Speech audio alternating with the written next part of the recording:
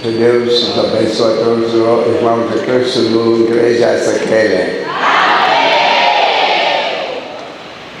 Sabe, essa igreja vem aqui à terra para você todos uma dia para chegar no céu. Aqui à terra todos passaram. Então, seguir essa igreja não é para você receber todo mundo. Você receberá dinheiro, receberá casa, filho, viagem, marido, não tem. Mas essa igreja vem aqui por todo dia receberão a vida eterna. Amém. Porque a vida eterna, sabe, a vida eterna nunca acabará, nunca passará. A vida eterna, para você todos, receberão a paz espiritual. Mas todos os homens do mundo não estão procurando a paz, não tem a paz aqui à terra. Eu pedimos ao nosso Senhor, por darmos aqui à terra essa paz por toda a África, por o mundo inteiro, mas não tem a paz. Muito difícil para todos os homens do mundo, procurando todo o bem do mundo. É que a palavra de Deus, os deuses sabem hoje, passará muito mal, muito doente, muito sofrimento. Por todo o problema que o sofrimento tenha muito fé, nosso Deus vai operar. Tenha muito fé, tenha muito paciência. Seguir a palavra para recebermos a salvação. Não tem essa salvação do corpo, mas a salvação espiritual. Essa igreja não tem mentira, porque é verdade igreja. Seguir a palavra para você espiritual. Você todos um dia para chegar no céu, se encontramos nosso Deus. Se encontramos nosso Deus no céu, muito importante. Por todos os doentes, todos os males, nunca temer. Essa igreja não tem chegar aqui muito pensamento. Não tem muito pensamento. Tenha muita paciência. Seguir a palavra. Os homens do mundo não amam muito a paz, amam muito tribulação, amam muito maldade. Não é bom aqui a terra. Yangona landai lo bako bukola suka menimu ebika. Amém. Amém. Procurando essa salvação é tellement importante. Yangona olembate. Tuotika ni lo bate. Marge place bozali boulevard na boulevard.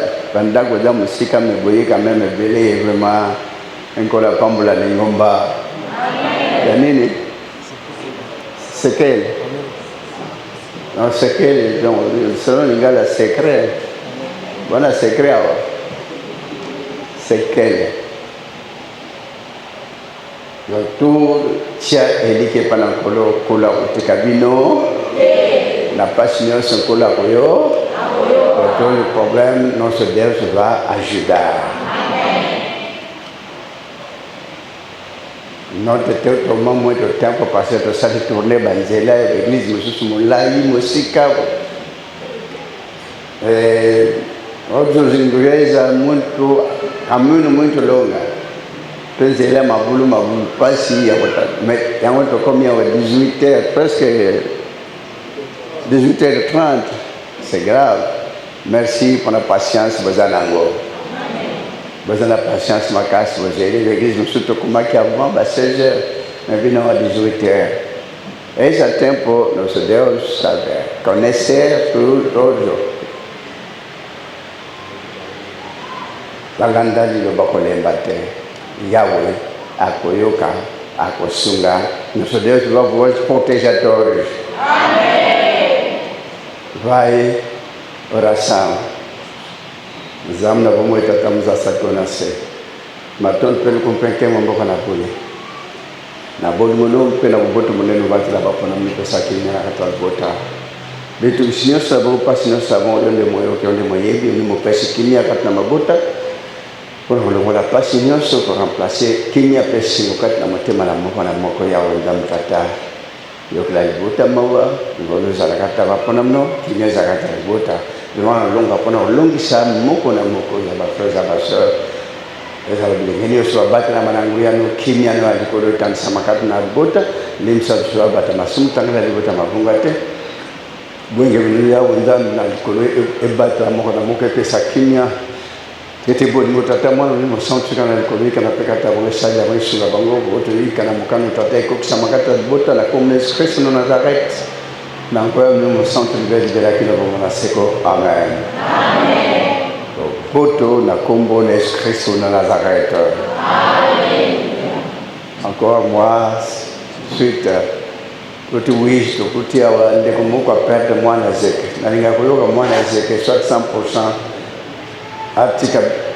atika mukilite tena tuni mama mkeleke kujisecret mate ombo wezate do mwana beli fièvre venir moi na zeke c'est pas possible étant donné que famille de Angola et c'est grande famille de Deus sans que ça les sanzamba au séparate moi na zeke beli 100% beli mondi na beli yebisa basali yebisa bandini bolingo wana nde eko produire ba fruit beli ce que ça c'est dans l'église bandimba ko yebeli penza mbako sepela makasi motatika mukilipo bazangi mbongo ya koza traitement za la cherté famille oyo so esali sanité pana koloto zate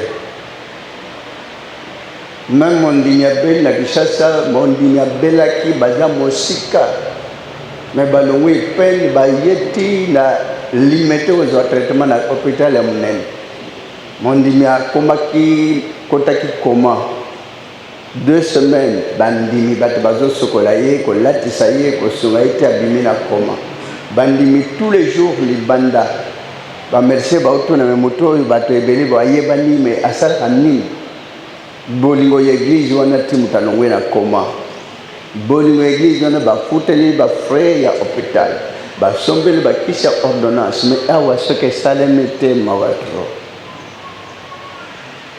soki mwana moninga zobela bino nyonso ngocha maboko pote to se prendre en charge et sa grande famille de Deus ekotika na kozanga ko salisa na te basal église bandimba yo salisa na bango ekobota mbuma ekotombwa na facilement donc basal ba hésita kate pona koyebisa moto azobela bandimba assisteye mondi miana nzala bakokongola quelque chose bapesi bakosombela tamungongo ya kobanda commerce voilà na Kishasa nde ezosala awa pesa salimi ndenge wana lingomba kotombwa na koleka toyokanya surtout zeke 100% nalinga koyoka te onde kubiso azeke onde kona biso 100% tike mokili ezaka pasi elalisanga pongi te parce bazosalela nkolo bazo pesa bomo na bongo pona kosala nkolo banda bo jeunesse na bango